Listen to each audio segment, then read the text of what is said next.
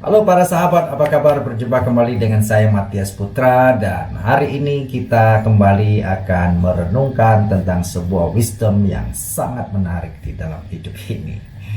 Oke teman-teman, jadi jangan kemana-mana, tetap stay tune di channel ini sampai selesai dan Anda akan mendapatkan hikmat atau wisdomnya. Oke teman-teman.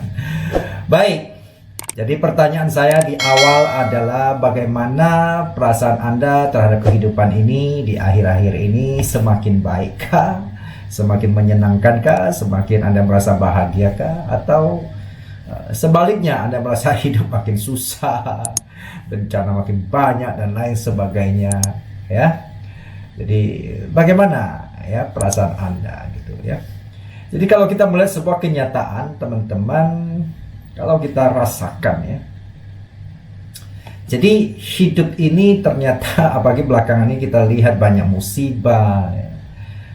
Banjir bandang di mana-mana, bahkan kemarin ini minggu lalu atau dalam beberapa hari yang lalu kalau tidak salah, jadi kita lihat ada banjir yang terjadi di salah satu kota di Kalimantan Barat, yaitu yang cukup dikenal, yaitu kota Singkawang. Jadi di mana terjadi banjir di cukup dalam belakangan ini, dan bahkan ada kita melihat sempat ribut oleh karena ada anggota DPRD sana yang ngamuk-ngamuk karena rumahnya kebanjiran dan sampai keluar statement-statement yang dianggap kurang enak didengar sehingga terjadi dispute ya. Kita tidak tahu kelanjutannya bagaimana karena kelihatannya dia coba nyindir atau apalah, jadi kelihatannya memang dicurigai ditujukan kepada kepala pemerintahan setempat ya. Oke. Dan inilah ya, sebetulnya kan yang terjadi bukan hanya di kota Singkawang saja, hampir bahkan seluruh dunia dikatakan. Bahkan kemarin kita sempat dengar di Timur Tengah pun terjadi banjir yang cukup, bahkan ada korban nyawa begitu. Kemudian kita melihat lagi di kota Indonesia khususnya saja hampir merata ya, di Aceh, di Sumatera, di Jawa ya kan, dan juga beberapa pulau-pulau lainnya termasuk Kalimantan itu sendiri. Oke. Nah, apakah hidup seperti itu kita di tengah-tengah ini merasa lebih nikmat atau lebih baik atau bagaimana? Saya rasa tidak ya. Belum lagi kita lihat di bulan Oktober minggu lalu, kalau teman-teman lihat wisdom sebelumnya, bisa cek yang di sebelah kanan teman melihatnya. Di situ saya tulis itu Oktober Kelabu. Di situ kita melihat bagaimana kecelakaan yang menelan korban ratusan nyawa dari peristiwa sepak bola di Kanjuruhan di Indonesia. Kemudian disusul lagi perayaan Halloween di Korea Selatan yang juga 100 jiwa lebih. Kemudian disusul lagi di mana jembatan gantung ambruk di India juga memakan korban juga rasanya juga kurang lebih 100-an. Dan teman-teman, belum lagi kita mendengar bencana gempa sana sini dan sebagainya, dan belum lagi kita melihat tentang kondisi politik ya, yang tidak menyenangkan, ketidakadilan terjadi sampai hari ini. Misalnya kasus peristiwa polisi tembak polisi Indonesia masih sedang disidangkan ya, dan kita tidak tahu sampai kapan ada putusannya tentang keadilan ini. Belum lagi apalagi teman-teman, belum lagi kita lihat peperangan antara Rusia dan Ukraina belum selesai. Nah, juga kita tidak tahu kapan akan berakhir.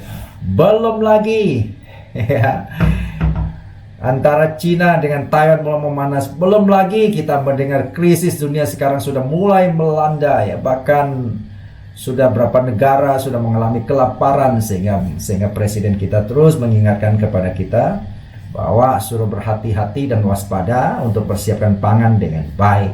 Nah, inilah sebuah kenyataan yang kita terima.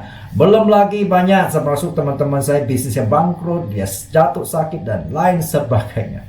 Sehingga teman saya sempat berkata, kalau hidup ini kita apa ya, kalau kita rasakan, tidak ada yang enak untuk dirasakan. Ya, kita tidak heran sehingga banyak orang kita mendengar ya mengakhiri hidupnya. Bahkan ada yang mencoba berkali-kali mengakhiri hidupnya. Mungkin Tuhan masih sayang dia, jadi tertolong.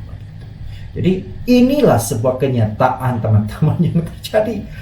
Sehingga belakangan saya punya tema hikmat, tema wisdom selalu mengarah kepada gejala-gejala kiamat. Misalnya teman-teman bisa cek di wisdom saya minggu-minggu sebelumnya ya. Nah, jadi itu sebabnya teman-teman, sehingga teman saya berkata itu saya renungkan benar gitu loh, bahwa hidup ini kita jangan rasakan, kalau rasakan pahit adanya. Jadi gimana? Ya dinikmati. Ini persis sebagai salah satu penulis buku yang mengatakan ketika kamu tidak bisa mengubah keadaan, jadi itu kita harus ubah cara sikap kita untuk meresponinya, untuk menanggapinya begitu, oke? Jadi oke, lalu bagaimana kondisi seperti ini? Jadi saya sendiri jadi mengucapkan belasungkawa bagi teman-teman mengalami musibah-musibah seperti banjir lah ya, seperti mengalami kesulitan ekonomi dan sebagainya, bangkrut oleh karena kondisi sekarang yang tidak mudah. Teman-teman, sekali lagi, kalau Anda merasa susah, percayalah akan banyak orang juga merasakan susah ya. Karena memang keadaan kondisi kayak begini seluruh dunia, bahkan di negara sana pun jauh lebih susah dari kita. Sehingga saya mendengar ada di negara Inggris pun kemarin sampai ada anak muda atau student ya, mahasiswa atau siswa yang sekolah sampai menelan karet untuk menahan kelaparan begitu. Ini memang sungguh memprihatinkan. Jadi teman-teman, kalau kondisi seperti ini bagaimana? Tadi dikatakan kita meresponinya, kondisi yang kita tidak bisa ubah. Bagaimana ya kita menikmati dunia yang serba, semakin hari kita melihat semakin suram. Obat apa yang bisa mengubah sikap kita untuk meresponinya, untuk menikmatinya? Nah teman-teman, saya ambil satu wisdom.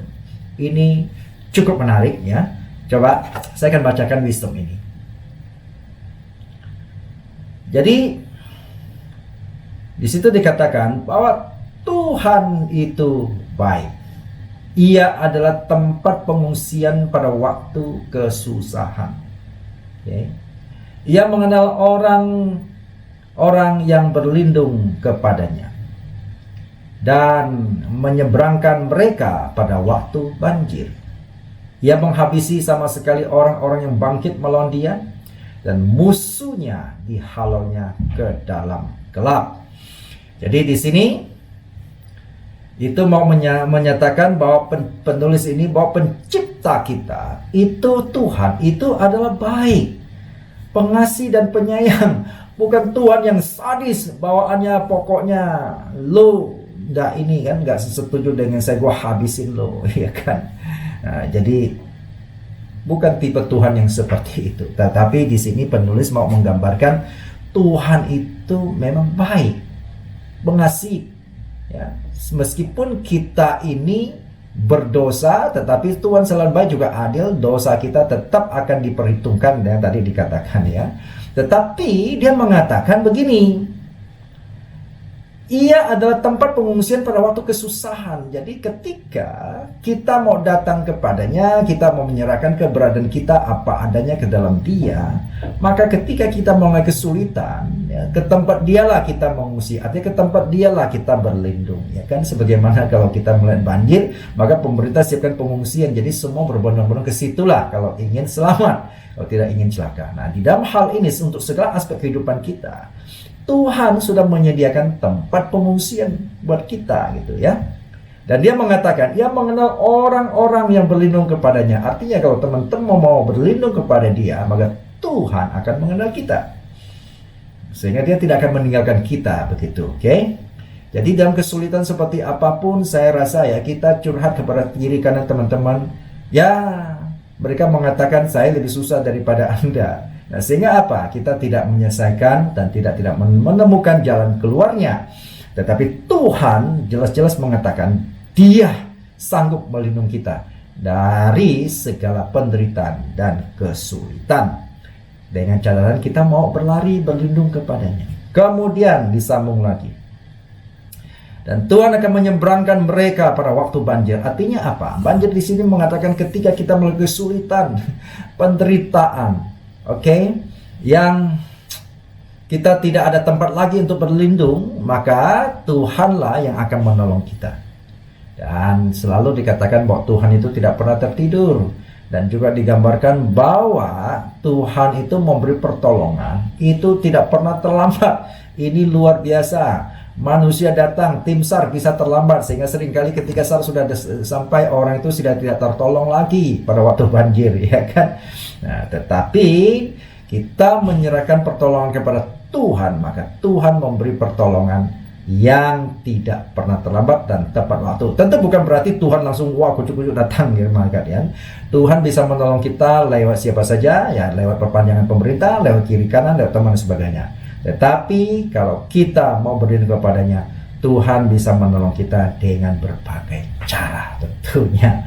Oke. Nah, tetapi ini dia berbanding terbalik nih. Itu ceritanya bagi kita yang mau berlindung dan mau bersama memiliki hubungan.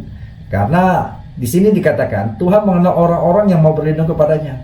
Kalau kita mau berlindung kepada, kita harus memiliki hubungan relasi yang baik dengan Tuhan, artinya supaya Tuhan kenal kita dulu. Kalau nggak kenal, ya siapapun ya teman-teman, kalau mau menolong orang. Nah sekarang kalau ada dua alternatif, teman-teman ada teman yang Anda kenal dan ada yang tidak Anda kenal. Sama-sama ini akan membutuhkan pertolongan, mana yang Anda dahulukan. Jadi secara logika masuk akal, teman-teman pasti akan mendahulukan orang yang Anda kenal. Oke, setelah itu baru yang lain. Ya, ini adalah sebuah kenyataan yang tidak bisa dipungkiri. Nah, kemudian sebaliknya, dia mengatakan nih, Tuhan akan menghabisi sama sekali orang-orang yang bangkit melawan dia. Dan musuhnya dihalaunya ke dalam gelap. Wah, ini ngeri. Jadi, teman-teman, di dalam kesulitan dan penderitaan, adakah orang melawan Tuhan? Oh, banyak.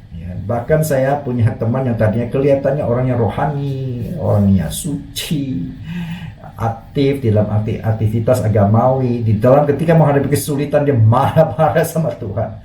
Dia merasa kecewa seolah-olah Tuhan tidak menolongnya.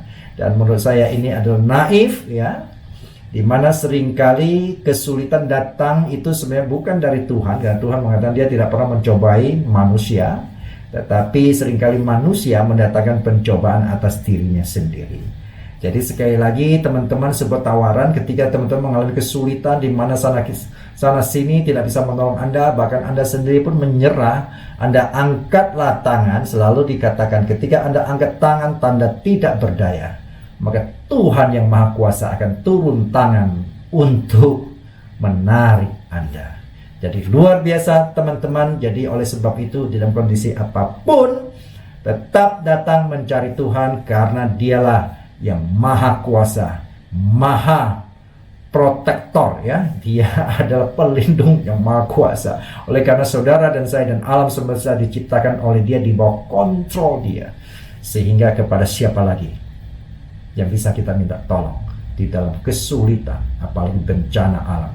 Kan yang punya Tuhan itu sendiri alam ini. Jadi oleh sebab itu sekali lagi, mari kita terus jaga hati, jaga relasi bersama pencipta kita. Oke, salam wisdom untuk Anda semua.